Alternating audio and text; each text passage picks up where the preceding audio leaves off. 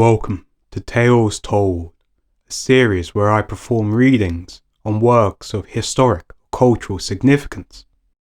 Today's story is called The Rose Tree, and it is another English fairy tale. I hope you enjoy. There once upon a time was a good man who had 2 children, a girl by a first wife and a boy by the second. The girl was as white as milk, and her lips were like cherries. Her hair was like the golden silk, and it hung to the ground. Her brother loved her dearly, but her wicked stepmother hated her. "Child," said the stepmother one day, "go to the grocer's shop and buy me a pound of candles." She gave her money, and the little girl went, brought the candles, and started on her return. There was a stile to cross. She put down the candles while she got over the stile. Up came the dog, and ran off with the candles. She went back to the grocer's, and she got a second bunch. She came to the stile, set down the candles, and proceeded to climb over. Up came the dog, and ran off with the candles. She went again to the grocer's, and she got a third bunch, and just the same happened. Then she came to her stepmother crying, for she had spent all the money and had lost 3 bunches of candles. The stepmother was angry, but she pretended not to mind the loss. She said to the child, "Come, lay your head on my lap, and I may comb your hair." So the little one laid her head in the woman's lap, who pretended to comb the yellow silken hair, and when she combed the hair fell over her knee, and rolled down to the ground.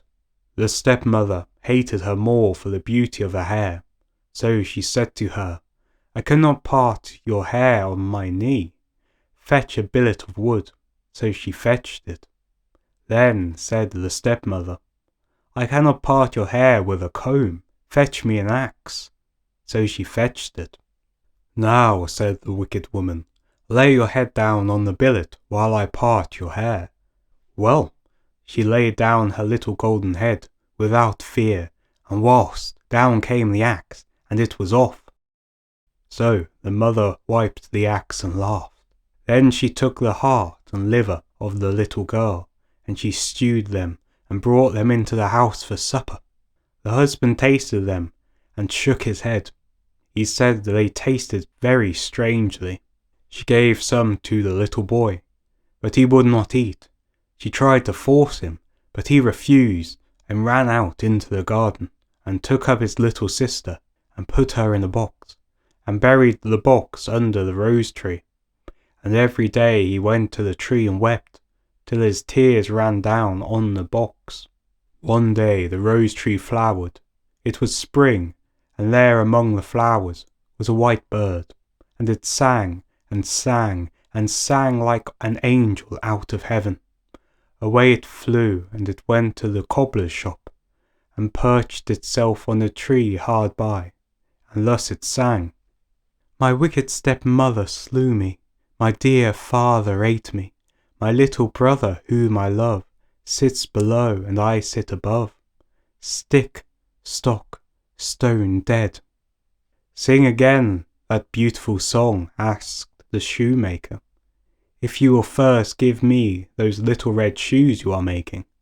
The cobbler gave the shoes, and the bird sang the song, then flew to a tree in front of the watchmaker and sang: "My wicked stepmother slew me, my dear father ate me, my little brother whom I love sits below and I sing above. Stick, stock, stone dead." "Oh, that beautiful song! Sing it again, sweet bird," asked the watchmaker. "If you will give me first that gold watch and chain in your hand." The jeweller gave the watch and chain.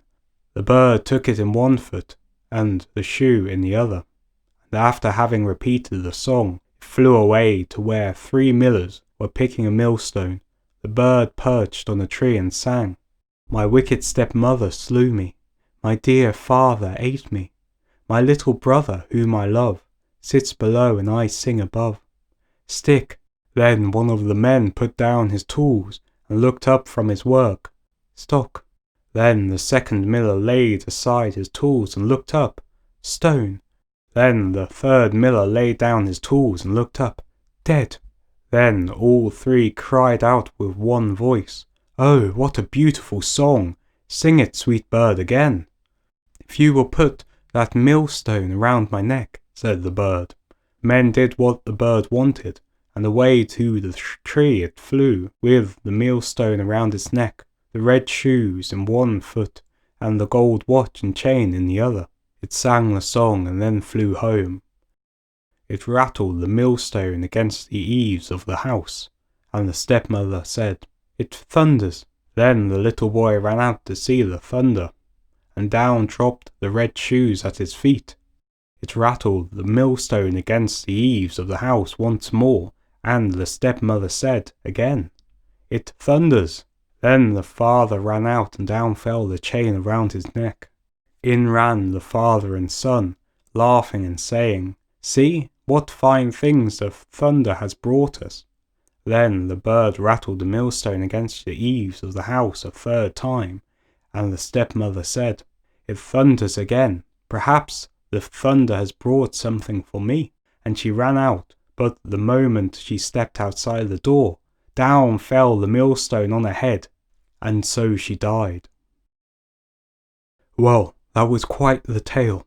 It was darker than I imagined it would be to begin, but the sense of justice one receives at the end really rounds it off. I find it a tale I rather enjoyed, and it's one worth saving. But that's it for today. Thank you for your time. Farewell, good friends and fellows.